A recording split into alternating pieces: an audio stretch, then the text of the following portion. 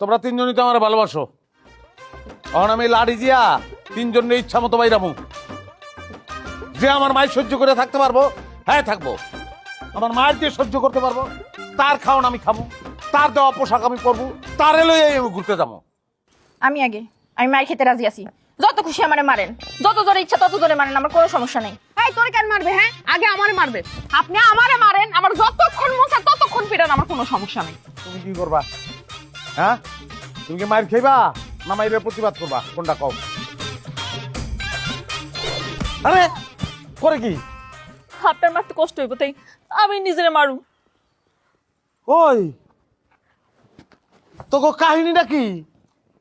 কাগলে সংসার করি আমি? হ্যাঁ, এত প্রেম তকবিতে কাটা দিছে। কই পাইছো যত প্রেম?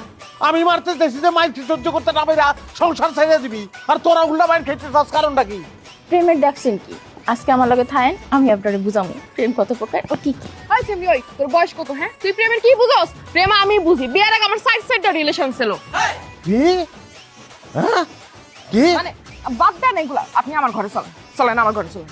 আমি কিচ্ছুই কমু না, আমার দরজা খোলা থাকবো। তোমার যদি কারো লগে থাকতে হয় তুমি আমার লগে থাকবা, নাইলে কারো লগে থাকতে পারবা না।